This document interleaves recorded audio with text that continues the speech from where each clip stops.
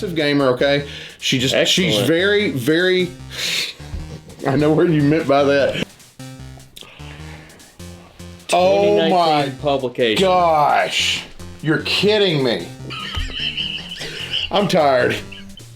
Anyway.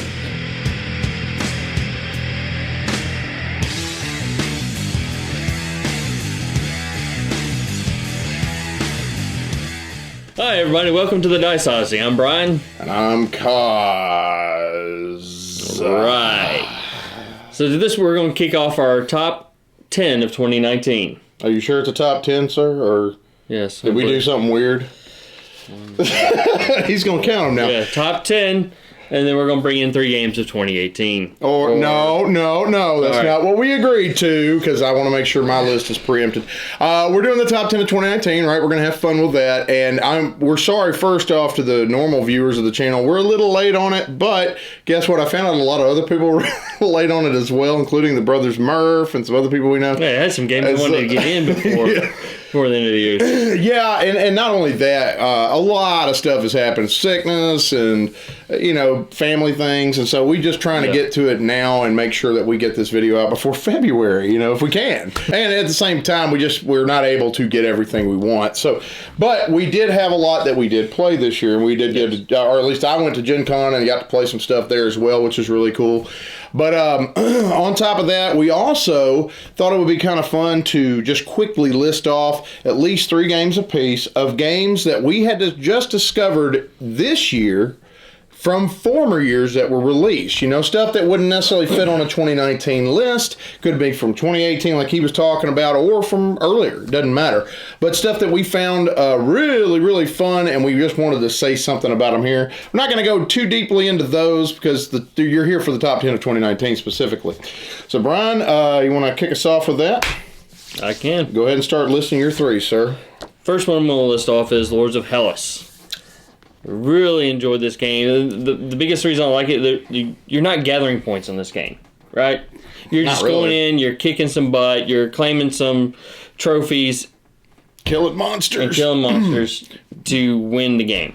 Yeah. That's awesome. You don't have to work up any kind of real strategy or how am I going to points here. You're just going to figure out how I'm going to, pick one strategy, go with it, and see how well it works. Hey, you got multiple strategies. Well, there's multiple strategies, but I'm saying you don't have to worry about building points up. Sure. Is what I'm saying. And what's your next one? Next one I'm going to go with is Azul Stained Glass of Sinatra. Ooh, I never, Sinatra? Whatever. Yes. I did it my way. I don't know why I wrote it that way. I must have been listening to Sinatra. No.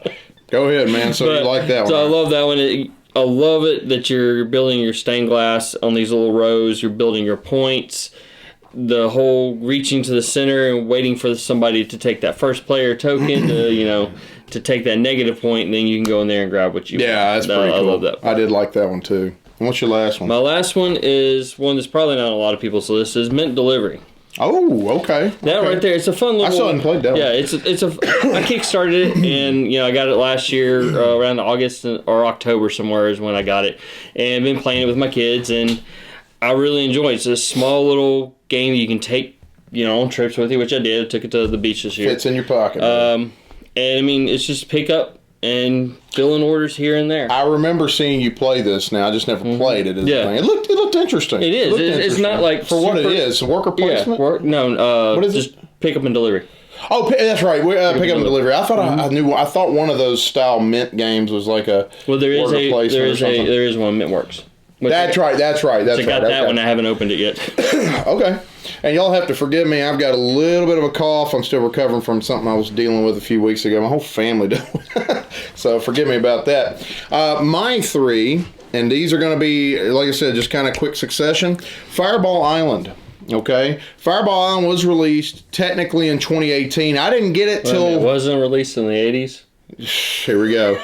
Okay, the return to Fireball Island, kind of like the return to Dark Tower, which I'm very excited about to get into.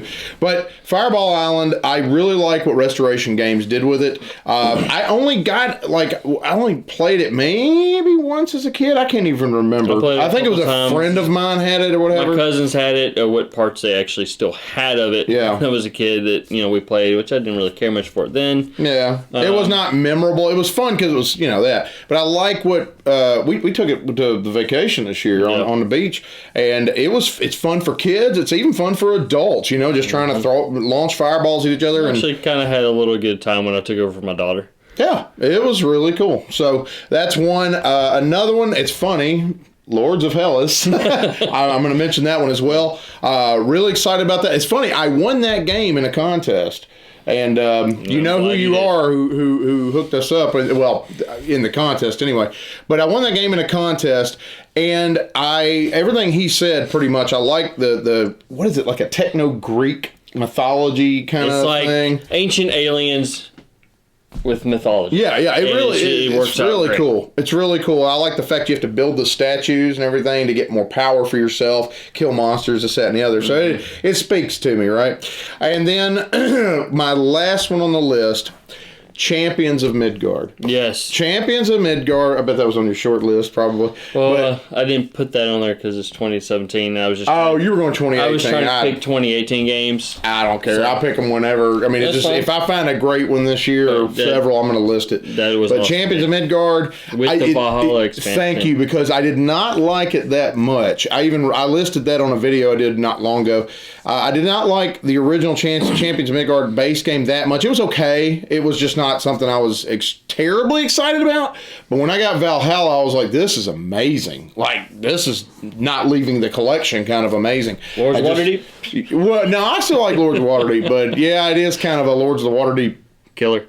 Well, for me it was. It took me a while to get into that one. I can keep both. I like Scoundrels of Skullport for Lords of Waterdeep. That's what would keep it there. But now we're going to go ahead and do our top 10 of 2019. Let's go ahead and do the roll-off. Right. So who goes first? We're going to do this golf style. Low number. No. Yeah, you better, because you got a nat 20, right? Or I should. I hate you. If I don't get a nat 20, and if I get a nat 20 and I equal him, that'll be amazing. Come on, baby. Come on. Oh! 17. 17, man. Number 10. Yeah. Star Wars, Outer Rim. Oh, okay. Wow, that's low. It's low because I didn't really feel like it had a lot of replayability. Okay. Just because it felt like when we played it a few times, it was more repetitive. And I didn't really get that feel for it. If I'm going to do a pick-up delivery game, I'm really want to go for Wasteland Express.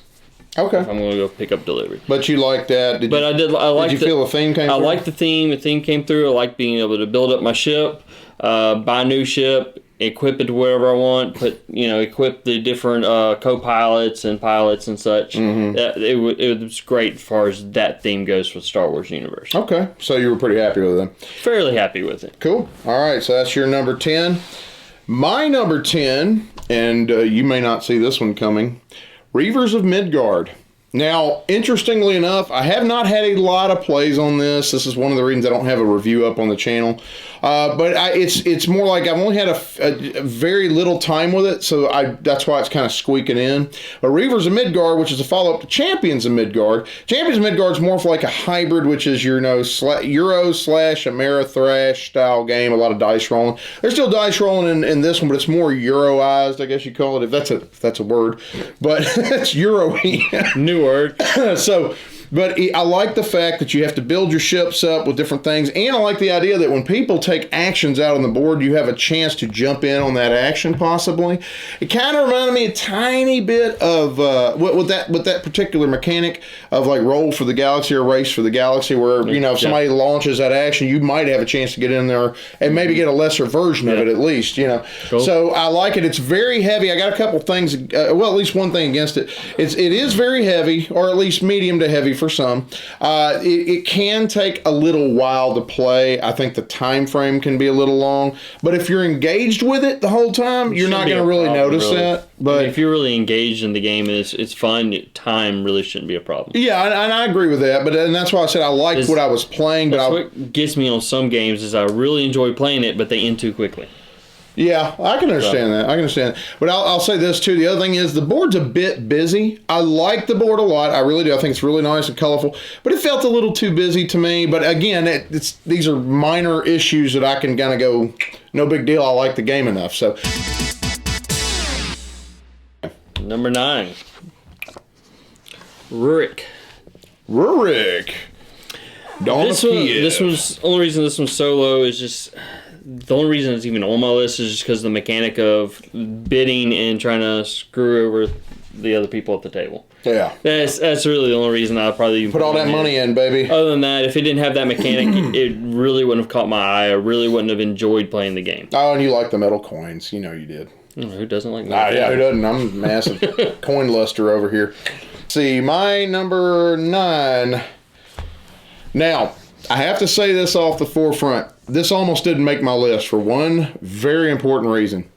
The rulebook sucks to high heavens. Can you guess what it is? Batman. Gotham City Chronicles. I'll have to say all this on the front. If you want to watch our video and see the kind of little skit we made, we kind of made light of that in a skit of how bad the rules were. The player aids were not that great, and we had to print off a ton of stuff off of BGG to make this thing work. But if you can, page 12. Yeah, if you can Page muscle 12 through page 14. Yeah, I had people that had bad experience. The first night we played it had a bad experience, did not want to play it again. That's how, because the rule book was so bad. But I have to say that once we muscled through the rule book and we actually had some decent games of it, this is one of the coolest Batman games I personally have ever played. And it definitely made you feel in many ways like Batman. It immersed you in that Batman universe. Yeah, you can't just sit there and wait and go, fight criminals all the time. You have to go take care of tasks, just like Batman would. I think one of the game we were playing, it was like, what are we supposed to be doing again? Yeah. Because you're having so much fun. But again, that comes with the caveat. You got to have a dedicated group of people that are willing to take time. I'm talking maybe even hours to learn this game, to figure it out. But once they get that part down, this is an amazing game. And I'm very glad to have it on my shelf back here. My number 8. Now this one, it's a Kickstarter. It was a Kickstarter, and I was so glad when it finally got published this last year. Wreck and Ruin. Oh my publication. Gosh. You're kidding me. Love this game. No. It's not because of that. I honestly didn't realize. I don't know why it missed the list. I did not realize it was this year. Because I kept thinking it was last year, so I didn't put it on my list. It would have made my list. When we first started, that's one of the games we first got. Kickstarter that we played. I completely forgot about that one. It didn't kickstart at that time, and then it went to the 2018. Okay. And they finally kickstarted in 2018. I got it. Yeah. I have to say, this would have made my list had I thought about it in that way. Phenomenal game. I don't know why it took them so many times to get this going. Minis are amazing. The miniatures are phenomenal. Car, just the action and everything that you can do in this game. That's all it is. Post-apocalyptic. It pulls you into that whole Mad Max style universe where post-apocalyptic. You're out in the desert. You're battling everybody. Yeah. You're running through on motorcycles, throwing Molotov cocktails, and boom, blowing stuff up. I got your really big rigs, yes, and that tank out there that's rolling things over. I did like with the final production where they had was it Triceratops in there? That was cool. They had a whole dinosaur faction. That game, I have to say, and I'm dead serious. That would have made my list. Easily would have made my. I don't know why I completely forgot about it because I kept thinking it was last year. Yeah, and I was like, I must have put that on last year's list. I didn't look at my last year list. I went back through and was like, wait a minute, no, this did come out. Yeah, I'm glad you added it because that is a game that needs more eyeballs. It needs more recognition. It needs to be out there more. I mean, it's a great game to pull out. It is purely Amerithrash. It really is. It's pure Amerithrash, but it is an amazing Amerithrash. Get some of your vehicular combat game. Get some of the guys that you know that love confrontation. Get them all at the table. Play this game, and you will have an amazing time. Absolutely. My number 8 is a game I don't think you actually got around to trying this. I don't remember. It's basically, if you've ever played Shadows of the Colossus, where you have to take your character and go fight this giant monster, and you're climbing on the monster and trying to find the weak spots on it. This game is called Skulk Hollow. No, I've come over and played that time and kids were sick. Yeah. It's a 2-player game. It basically is you're taking this fox and clan. They look just like, and from what I understand, I think one of the artists from Disney did this. I can't remember. I could be wrong on that. I've heard that, though, that an artist that worked for Disney at one time helped with this. But basically, you're taking your fox and clan that look like they came straight out of Robin Hood, the Fox, that old Fox Disney movie. And that you have to take them, and you're fighting these giant monsters that are coming out of the ground, and they're like earthen monsters and what have you. They're trying to destroy their clan, and you have to literally climb on their body and hit the weak spots on their body, And both sides are very fun to play, whether you're the monster, and one of the monsters you have to spread tentacles all over the board, another monster, you're just going in there to just destroy their home just directly, There's all sorts of fun little strategic ways that you can use, like archers, you can use your guys with swords, you can use like guys that look like rangers, like Aragorn, and it's just a fun game. It's definitely deserving to be on a top 10 list. I think it's been on a few other people's, but Skulk Hollow by Pencil First Games, one of the best games I have played this year, one of the best 2-player games I have ever played. Number 7. So my number 7 is one you've already mentioned, about The Dark Knight. Oh my gosh, really? Batman. Okay. I really thought that would be your number 1. No, I really the rule did, book man. Just really kind of keeps it down on my list, just because it's so hard to get into. Spend 20 minutes. So, I don't think you can make that move. No, you can't. Yeah. Back. So I mean, that's really the reason it's behind, like you said.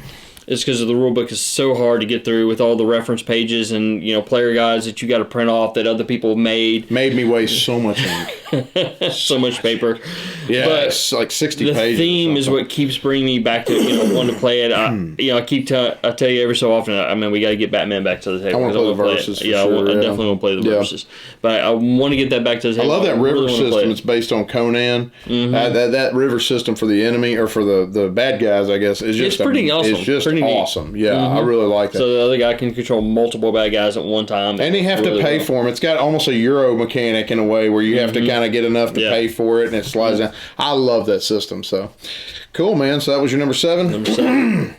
My number 7 is basically a game that is based on old school, what is it, the Universal Studios horror monsters. Horrified. It's a cooperative game where you're basically trying to take on, old horror monsters like Frankenstein's monster, the creature from the Black Lagoon, Dracula, and you're trying to, the thing I liked about it was not only you cooperating, you're trying to protect villagers from getting killed by the monsters. And the other thing I liked was it wasn't just a strictly go out and kill the bad guy thing. It's take them down according to how they would be taken down thematically. I think it's is it Silver? I forget what it. No, it's a cure for the Wolfman. With Dracula, you have to destroy his coffins, and it's really cool the ways that you have to get the proper tools to take them down. It's not just go out and shoot them. Yeah, and see, that's where some of the mythology is different, because the Wolfman that I'm familiar with, silver bullets. It was not the silver bullet to kill him. You got to kill the original werewolf. Oh, yeah, that's true. So, yeah, like the original strain. But yeah, it was pretty good. Yeah, I really liked it. Now, about the only real thing that you could ding it with is the fact that just like most cooperative games, there can be an alpha player, as you know. And then we're not going to talk about that. But he had a fun time with it. I had a fun time. I will say that's on my honorable mention list just because the games I've played, I really didn't play. I was kind of just like, do this. No, you want to do this?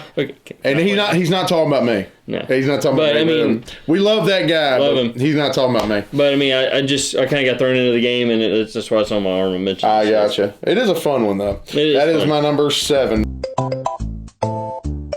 Number 6, It's a Wonderful World. Oh, okay. I probably would have put this higher on my list if I just really didn't feel a theme really with this. Really, you could just put anything on top of this, and it is what it is. It's great resource management. Engine builder. Awesome for that. I love that part of it. Other than that, there's really not much to the game. It's quick and over. I think we've played games in 20 20 minutes? 30 maybe 30 or more. maybe? Yeah, it depends on the player count. Yeah. You know, when you have past 2, you're definitely going past 20 to 30 minutes. So. But I mean, it plays pretty quickly. And you didn't realize how quickly it went. Yeah, I know. You're kind of like, oh my gosh, only 4 rounds. It's too quick, but it's not really. I don't. The other reason is kind of this because I don't see once you play every faction that's in the core game. I mean, I really. Well, that's what expansions. Expansions. But they can expand this right now. I really don't. How long till that comes out? I just really don't see playing it that often after playing all the factions. With each one of their little resource bonuses and everything like that. I really don't see playing it past that, just because it'd be the same thing as like, okay, I kind of really know a good path. You know what though? But I will say we never did get through that huge stack of cards. Oh, not on a few games, but so I mean, I played it more than you did too. Yeah. So. Well, it's funny that you're saying that because that's also my number 6. Oh, it's a wonderful world. No, man, I really like the game a lot. There's a couple little things that are a little weird for me about it, but I really like it. I mean, I like the combos that you can chain. And now, if you're not paying attention, you can get caught up in getting all the massive cards that you want to use and build. And forget to build your engine, and I've done that before. If you don't and build it it to start off, destroyed me. If you don't build get a good engine to start first couple off, rounds, you got to get your engine up and running within the first 2. Yeah, at least the first 2. And after that, if you can get your engine up and running, you might actually get the game going, man. Like, you might really... Yeah, of course, it's going to be dependent on that cargo, but I love the drafting in it. It's got that Seven Wonders feel in that sense with the drafting, the Blood Rage thing that I love. I kind of felt like it was like a Star Realms type with a drafting element. But there's no deck building. It's a technical deck. I mean, it's not... It's a draft. It's a straight draft, But the only reason I felt that way is because you had the different faction cards. Yeah, no, and I get that. The war, the infrastructure. That's kind of what I felt. But what I liked about it was it's an engine builder that's done in such a quick fashion. I agree the theme is kind of slapped on, but it could be anything, but I really liked it overall. Like 5 rounds. I would like one extra round. Well, we could just house rule if we had to, but I liked it at 4 because if you want something that's going to be a quick play and fun and just a simple enough engine builder, it's fairly simple too. I like that. Very simple to get into. It's a wonderful world. And I think to myself all the time about that. So it's a wonderful world. My number 5, Old West.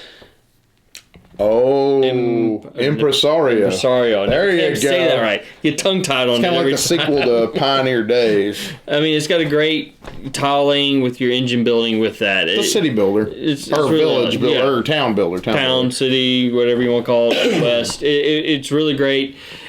Great to get into. Some parts of it were a little difficult to start with for me. I don't know, what was going on in my mind the first time I played it, but we don't want to know.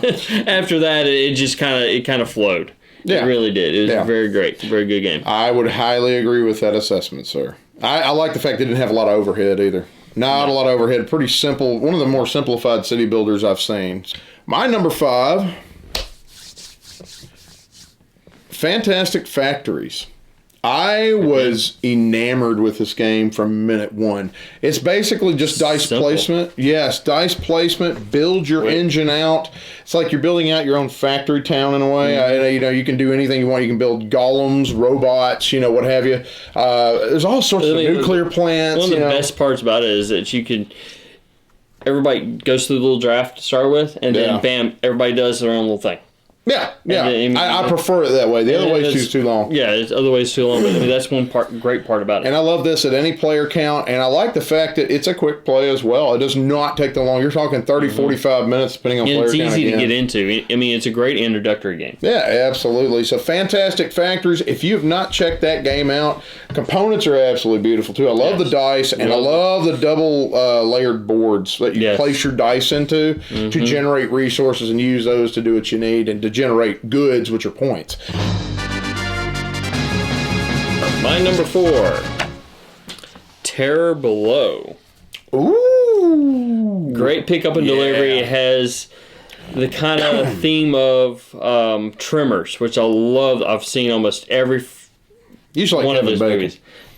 Well, Kevin Bacon's not in every one of them. No, well, he's in the first one, which is probably the best. So No. I mean, I like all of them. There's one I haven't watched yet. It just came out. My wife went to turn it on. My wife's like, "No, we're not watching it." But I do like Tremors, though. I do like Terror Below. I mean, it was great. It was fun. Pretty easy to get into. Just pick up and deliver where you're going with some monsters along the side that you got to battle. And you can do a little Awesome. take that actions against other people, you know, and shoot people's hats off their heads, screw up their points. And yeah, it's a fun little game. I like the little wooden miniatures or the wooden vehicles that were in the game. That was cool. So I like that game as well, sir. Good choice. That was number 4. My number 4 was a game I did not see coming. I didn't expect to like as much as I did. And it is this high very specifically. Let me put it this way. I'm always on the lookout for games that my wife will enjoy. And she is not a massive gamer, okay? She's very, very... I know what you meant by that. Excellent. She's not a massive gamer. She likes fairly light games generally. Sometimes Good thing I'm your wingman. It's Wingspan, okay? Since he's gonna keep on doing these puns. This is why I have you on as a wingman, so people can laugh at how silly you are. They don't always land though. That was an awful pun. Anyway. Can't drop. So yeah, Wingspan. This is, I guess, this is the year for me for engine builder games, man. Like really, I love engine building anyway, and I've gotten a lot of them this year. It's a great one to get into. It's real simple. Yeah, but Wingspan, my wife absolutely adores this game, and being able to spend time with my wife with a hobby that I really enjoy, and I'm doing videos for, on YouTube and stuff. The fact that she got into this game.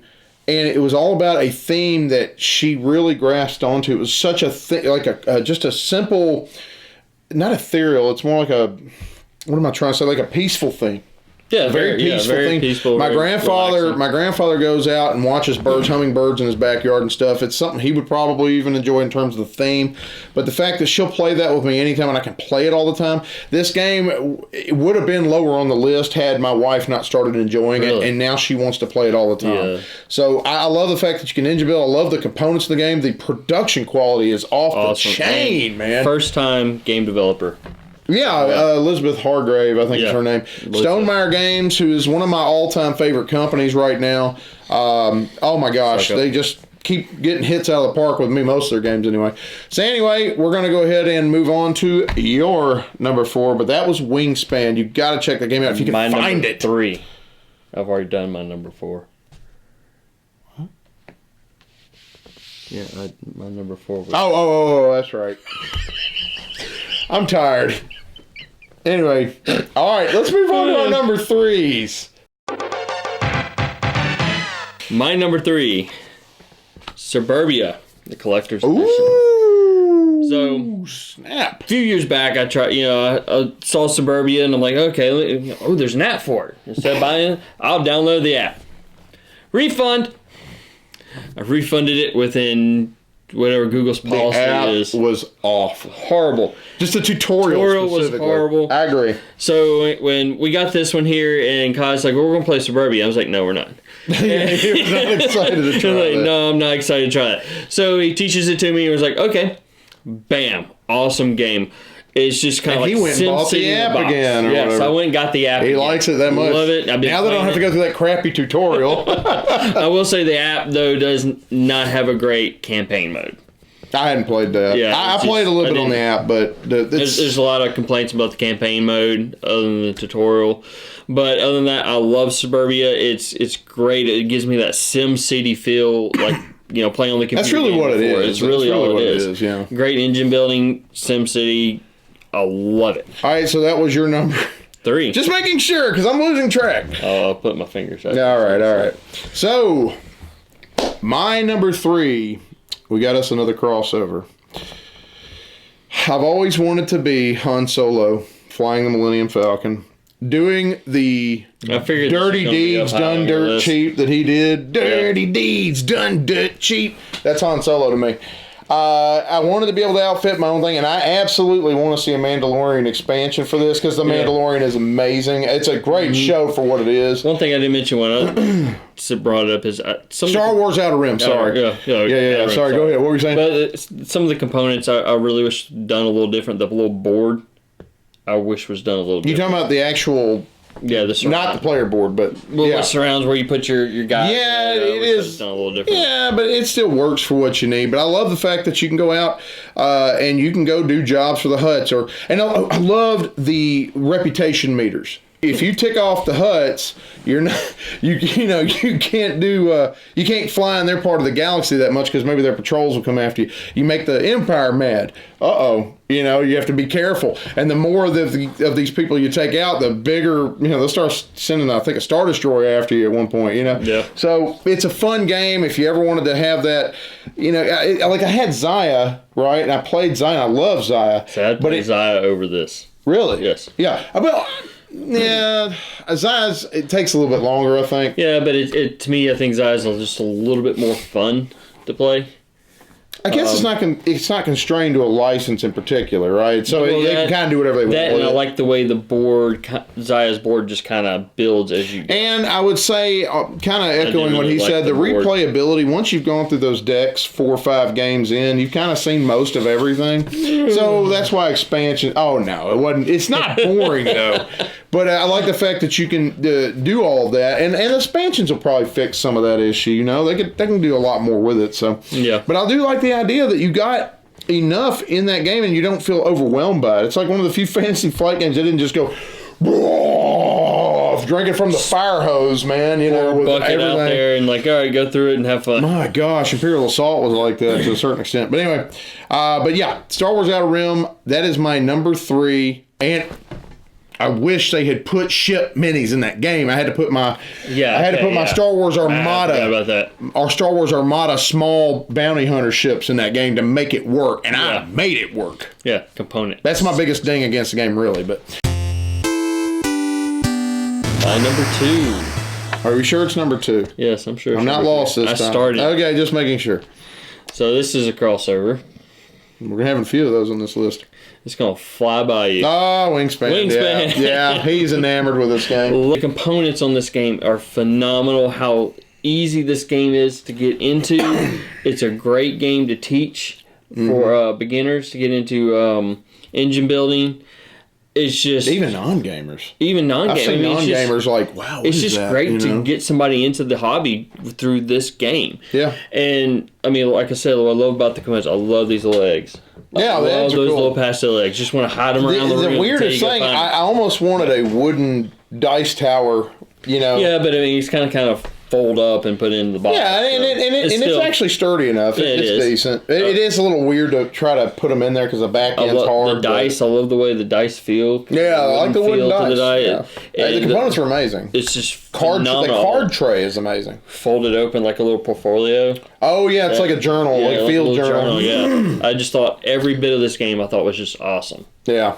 Yeah, absolutely. And like I said, I wasn't even expecting it to hit my list this year. I was expecting, but when I heard about it, I was like not that interested. I was expecting when we got the review copy in, I would be taking it home, but no, he's keeping.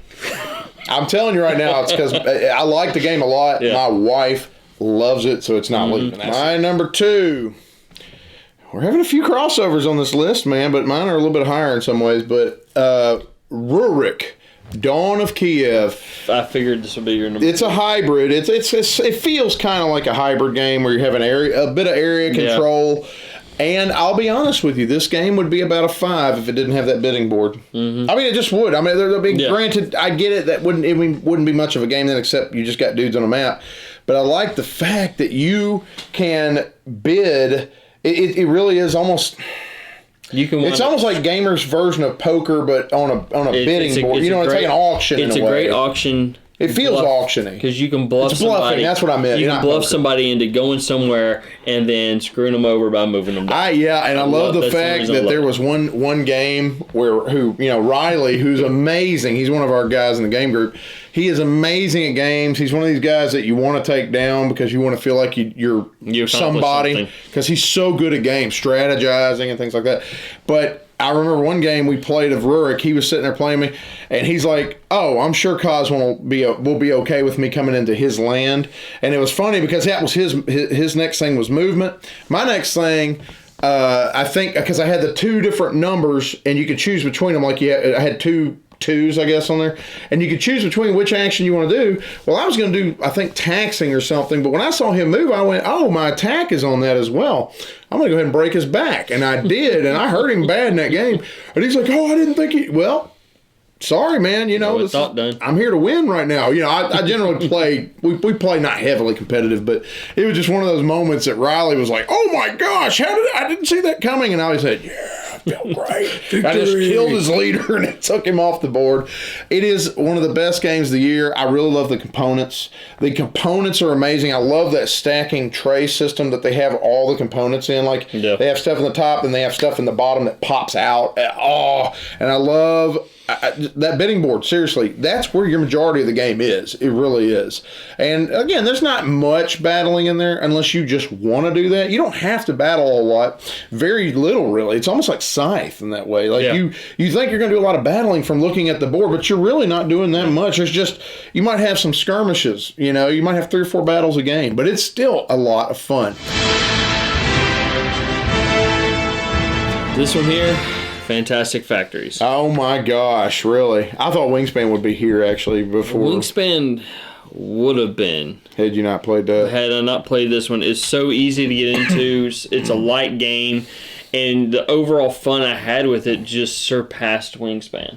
I mean, this is a game that I'd play over and over again just because of the replayability I feel I have with this game. Mm-hmm. And just the way you can mitigate your dice by moving around, and certain cards you can get where you can flip them around and do other actions. It's just, I love the engine building of this. Mm-hmm. It's just so simple, really easy to get into, and it's one of those games where you can be sitting over there and nobody's noticing how close you are to winning because everybody's focused on what they're doing. Yeah, and that could be a detriment to some people. Some people, yeah. Because you really aren't doing much in terms of interactivity, except at the beginning with the draft or the buying phase. But if you're paying attention to what they're drafting, you should be paying attention to what they're not draft, but the buying phase. But you should be paying attention to what everybody else is doing. But I just love how easy it is to get into. Yeah, I agree. I really love that game. Okay, well, my number one. This is going to be weird. I got a little bit of time with this earlier in the year, and then I just recently got me a Christmas money version of the copy myself. I had to buy it with my Christmas money. I played it again more last night through another scenario, and I am just enamored with Lord of the Rings, Journeys in Middle-earth. This game... number one, I have to say I am biased. I'm going to go ahead and say it because Lord of the Rings might be my favorite IP. I'm not sure. I love Star Wars, but Lord of the Rings is like right neck and neck with it. It almost edges it out, especially lately, if you know what I mean. Mm-hmm. But I love Tolkien. I love that world I grew up on, the Hobbit book, and it's funny. It just when Lord of the Rings came out in theaters, I was one of the people cheering when the ride of the Rohirrim against Gondor when they were going against the there's just so much orcs. It's just there's such oh my gosh, it's so epic. It is, man. And I love the Silmarillion. I love the backstory that fills in who Sauron is, how he rose to power, who Gandalf really is, because he's more of an angelic being that took on human form. He and Saruman fell. There's so many cool references, and I love that backstory. The lore is so rich and so beautiful, and I love the fact that Tolkien wrote all his own languages. Like, he created languages, and he started a lot of this in the trenches of World War One. When he'd go down, the original trench warfare and stuff. The a lot of this language is really more of a derivative of Irish. Yeah, but I'm saying he created it to be so different enough that it's different enough, and I love that. But like I said, everything comes from something. English comes from all sorts of stuff. But I love this game. And now it does use an app, and I understand people are weird about that. I am even a little weird about it sometimes. Don't have any more space. I know. But the fact is that I like the app that it takes up a lot of the bookkeeping in the game, and it kind of immerses you more in the sense that it's got the music. It has things like if if you decide not to go and search this area over here, if you don't do that in enough time, the app will tell you, well, this person got away, and then maybe they'll come back and mess with you, Like, I shouldn't have let that guy go because now he's a threat, or something else. The game's so much fun. It is based on that system that's kind of like the Mansions of Madness system. It's similar, but there's definitely enough differences. But if you say Lord of the Rings on just about anything, I'm excited about it. If it's a decent game, I'm very excited about it. If this game was not fun for me, it wouldn't be on my list. So there you go. Anyway, this is a game. I like the fact also that it helps you build the world. Again, take care of that bookkeeping for you. Tells you where to put exploration tokens. Tells you where to put enemies if they pop up. And a lot of times, tells you when to go to the bathroom. That's right, because you might sit there forever and you might pee your pants just waiting because you're like, oh, I'm having so much fun, I don't need to get up. Which is really gross. But anyway, Lord of the Rings, Journeys Through Middle-earth. Again, I get it. It can be divisive with that app, but for me, it hit a lot of the right cylinders. There's a couple little things that, and I'll talk about that when I do the review. So far, I need to play through it more, and if some of the scenarios aren't that great, I'll say that. But probably the only real ding right now against it is it can end. But we know Fantasy Flight will probably release an umpteen jillion expansions for it. So, I mean, this is something that seems like it's going to be heavily supported. Anyway, that's my number one. Lord of the Rings, Journeys Through Middle-earth. Definitely a game you should check out, especially if you like the Mansions of Madness system. Well, man, that's our top 10 of the year. We're really excited about this year coming up. We're hoping to get more games. I'm excited about Return to Dark Tower. I'm excited about so many games. And if we play any other games from 2018 or 2019 throughout the year, you'll see reviews for them, at least from our channel. Yeah. So many people have covered them already. Sometimes you're like, man, I wonder if I should say it. But you get your own little take on it. But you always get a different perspective. Every time you watch somebody else, you get a different perspective. Because what somebody else may say over here on one channel, this person over here may say something completely different. Yeah, absolutely. Pick up on. Well, anyway, and also I want to say thank you to everyone who has supported our channel just by your viewership, by your subscriptions. It really means the world to us. We've seen our channel grow now, like we're over 830-something subscribers, and I keep saying I never thought we'd get past 10 or 12. And, it's been a few years now, and we really appreciate everybody who has joined us for the journey through Middle-earth. But we're really excited for 2020. We really hope that the channel grows even more. There's some really cool stuff coming down the pipe later on. Got some stuff that, I can't talk about it right now, but a little bit of this what's going on. So anyway, thank you so much. And please, like I say, if you want to check us out on Facebook, Instagram, Twitter, and subscribe if you liked our content. We love you. We appreciate you. And we couldn't do this without you. The gaming community is a fun community to be a part of. So this is an awesome hobby to share with the world. Inexpensive. It can be, yes. Oh my goodness, especially Lord of the Rings. Good night. That cost me a lot of money.